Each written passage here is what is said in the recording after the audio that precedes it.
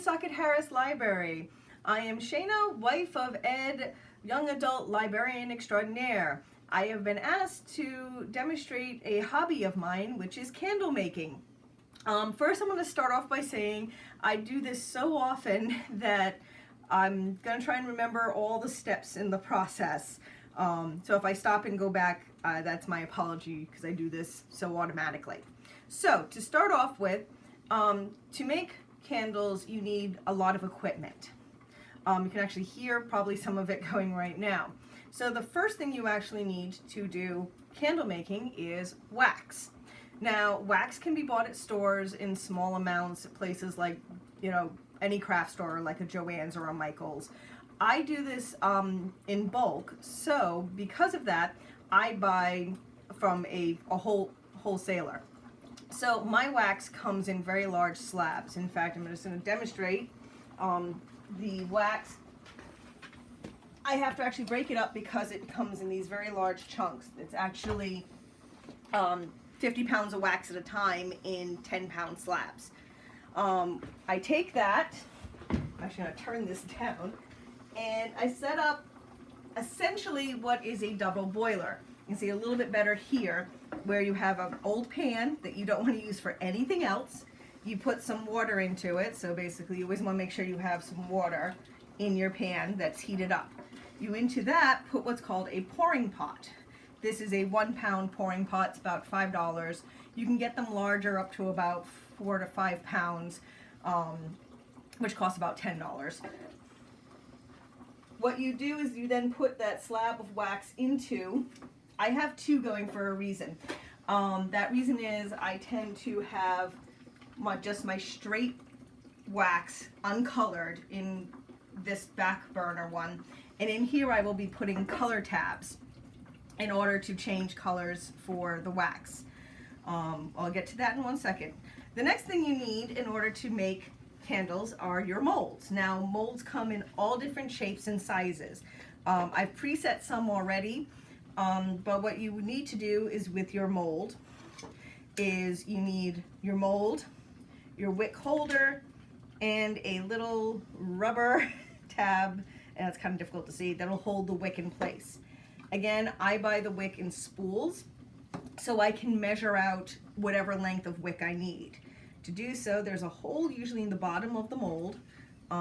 Most molds are made out of plastic. You can, as you see, get them that are metal. That's less common. But you feed the wick through. Then you tie it to your, you don't want to put too much because this is, the next trick is then you pull it taut, and then you use that little rubber stopper in order to hold it in place. You then cut your wick, and you must remember when you're making a mold like this, this is the top of your candle, this is the bottom of your candle, which is why you don't want too much extra at the bottom. But this will be the top of the wick that you light when this is all done. The next thing, the reason, as I said, I get it in spools is due to the fact that I have all different types of molds, and those molds can be different shapes and sizes, as you can see compared. There's also molds that come in multiple pieces that are a little more complicated. This one, as you see, is being held together with clips because it's a 2-part mold and you don't want it to leak. To demonstrate a 2-part mold, this is another one. It literally comes in 2 pieces. What I'm using today is just a very simple 1-piece mold. Now, very importantly, you have what's called candle release. It's a spray. Do this in normally with an open window or a well-ventilated area, as this is A, flammable, and B, can make you lightheaded if you use it in an enclosed area. So you want to make sure you've coated the inside. The reason that you do that is because later when we want to get the candle out of the mold, that makes it far easier. It's basically a lubricant that will remove it.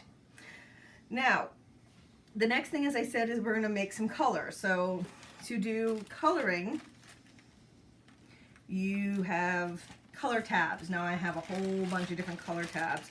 They come in these big bricks. This one's partially used. You don't need an awful lot. So what I usually do is into wherever one I want to make the color.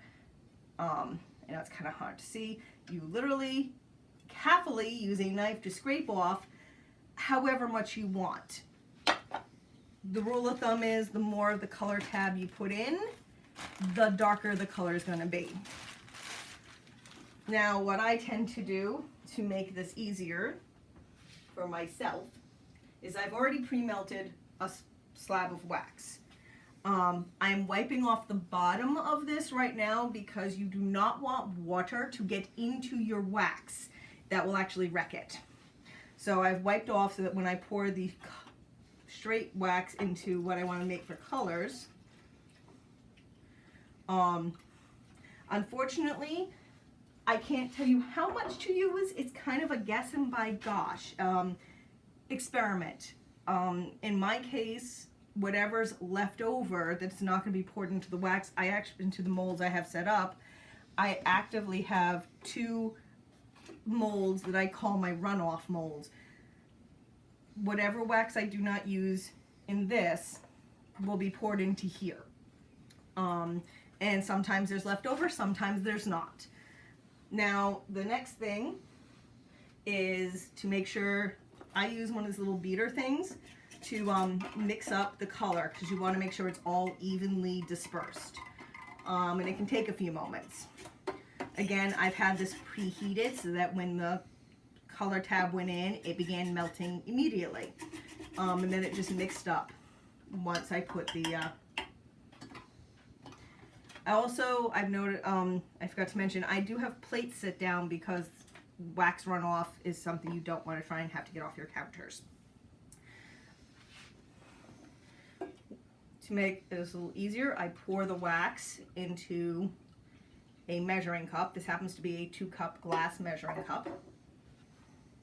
And then normally what I would do, I'm actually going to do this now, is for the first pour, I don't put it on room temperature.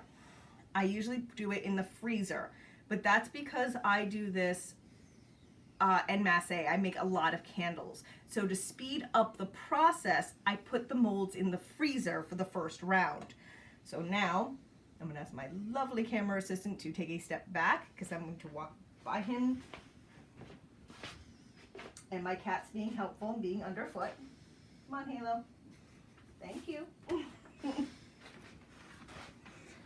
To the freezer where I've already preset 3 molds. Again, just to hold them up. Same concept with the rubber stamp. They've all also been pre-sprayed. Just for information's sake, in my freezer I have an old cookie tray down with some wax paper on it. So now basically I just pour in the amount of wax that I feel like putting in. I mean, there's no right or wrong. If you want to make a candle that's all this one color, you could do that. Now you see I have a bunch of this left over. This is going to go into my other molds in a second. What I'm going to do is I'm going to shut this up. This will take about a half an hour for it to set. So I'm going to take what's left here and pour it into my other molds. My lovely assistant cat at my feet again. This just becomes a way of not wasting the wax. These molds are solid, so I often do not know what the candles will look like until I pull them out, and I will show an example of that when this is all done. For now, because I said it's going to take about a half an hour, we're going to check on that in a little bit. So I'll come back to you in a short while. Alright, so time is now magically passed and my wax is hardened.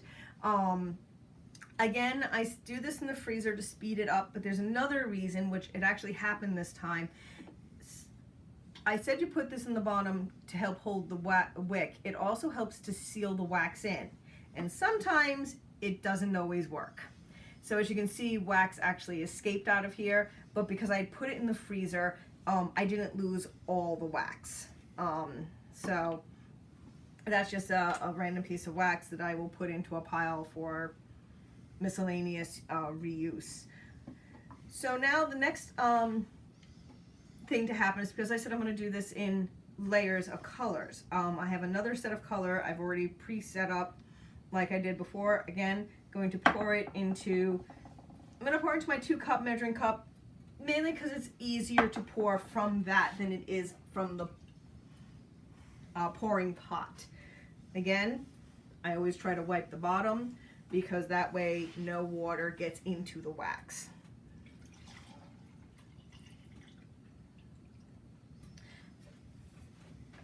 There is no, it has to be done in this color combination. I just happen to now grab an orange tab next. I do this very randomly. Obviously, you can do this very, specifically, like if you were doing something for, say, 4th of July, you could make red, white, and blue.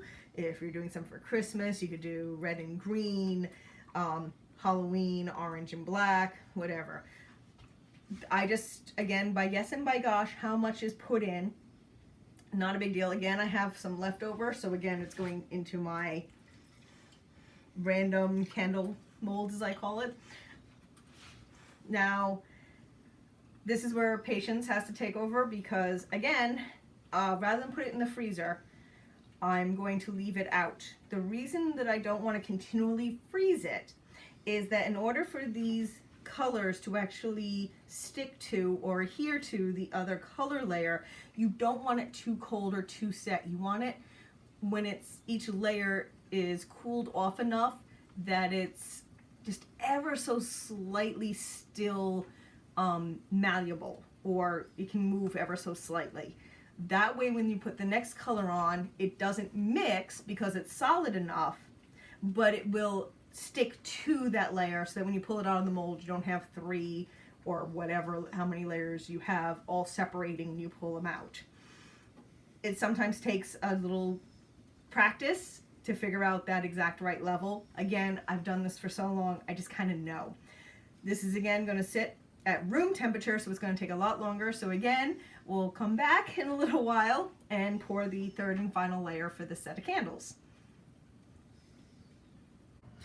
Alright, so more time has magically passed. Our candles are now starting to harden up. As you can see, I can push against it.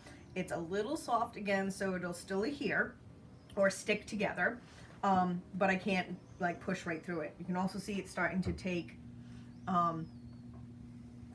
more of a, what it's going to look like as the final product. So again, I've already mixed the color up to do our last round. So again, drying off our pouring pot, pouring into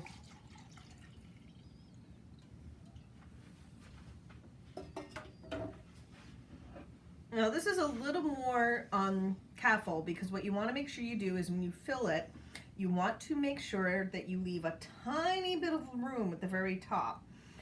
And the reason is because you are going to want to cut this off to get your holder, your wick holder back. So you don't want to fill it all the way to the top. You want to make sure you leave a little bit of room.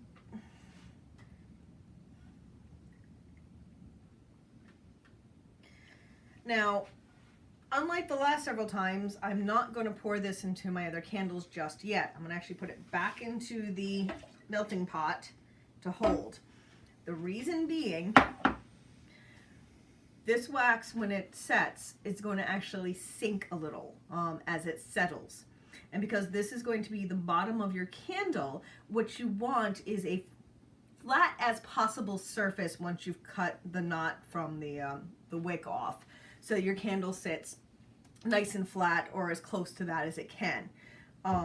So what's going to happen is it's going to sit another couple of hours. Again, this does take time in between. To speed it up, if you just do one color, you would just pour it right up to the same level with the single color and then wait. The more wax you've poured, the longer it'll take for the candle to set. Just remember that. Again, why it's also important to know, are you working with a mold this big or, bigger like the ones I showed earlier. So again, we're going to let this sit and come back in a couple of hours and show you how to finish up to top it off. And then it's going to have to sit one more time, and then we're going to take them out and see our finished product. Go. So now the last layer has hardened, and as I was saying, sometimes when the wax hardens, it can sink a little. And in some cases, it sinks just a little bit. In other cases, it sinks a tremendous amount. And that's what we want to now take care of with the very last pouring. So again, why I hadn't used all the wax up from the last, if you accidentally use up all your wax, you can try color matching, but I have learned over the years that it actually is really, really difficult to do that. And you end up with this very thin layer of color that doesn't match. If you're a perfectionist, it can drive you nuts. So now literally it's just a matter of pouring a very small amount just to get that little depression filled in, which is why again you wanted to have, do this one not over whole thing. Okay, and now with this taken care of, now I can pour the wax off into my other molds.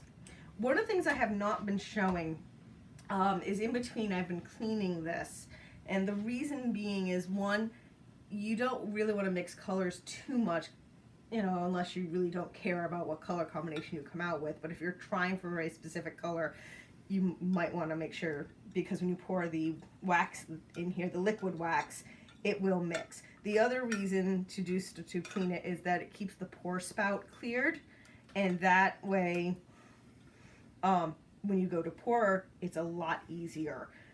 Now what we're going to do is we're going to leave these, again, I just happen to gather the wax that's left over. I happen to throw it into another pot that I just make candles for myself that are all mixed up colors, and I call them junk candles, but really it's just because there's no, it all tends to come out as a very dark bland color. What's going to happen now is we're going to leave this sit for just a few more minutes, and when it's completely hardened over, that's when we're going to actually extract the candles, and that will be the last step in this whole process. So going to again come back in a short while and finish this up. So now we are at the final stage, which is getting the candles out of the mold. So we take our candles, now that they've hardened, we pull off the little stoppers from the bottom, trying not to lose them.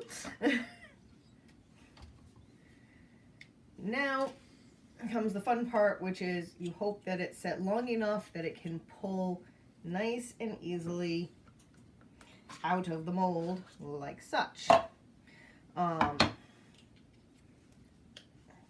What I'm doing is I'm loosening the sides of it so that I'm just ever so gently pulling it to get rid of the suction that can happen. Some shapes come out easier, as you just noticed there. So now the final step is to cut the wick holder off. And now you see why I said it's important that you're very careful about how high you pour, excuse me, the amount. If you do it nicely like this, there's a nice easy way. If you don't, you might notice it's a lot harder because you could end up with the wick, this end of the wick at least, stuck, making it not so nice. And that would be your finished product. And all it's left to do is, in this case, is to trim the wicks down just ever so slightly. Because this is where the wax went down into that hole where the little And again, this is just a an optional how long you like your wicks. I tend to not like them so high, so I tend to trim them. I said at the beginning that when I poured these over here that I never know what they're going to look like, so I'm just going to go out of frame for 1 second and grab a pre-made from a while ago just to show how that random pouring can come out and make different color combinations. But that is, and again, if you want to do it with all one color, you can, and it just takes longer for the wax to set, and it'll probably, when it, as it dries is the wrong word, sets up, you'll have a deeper groove that you'll have to fill in. But that's essentially candle making. And so I hope that you've enjoyed it, and stay safe, and see you next time.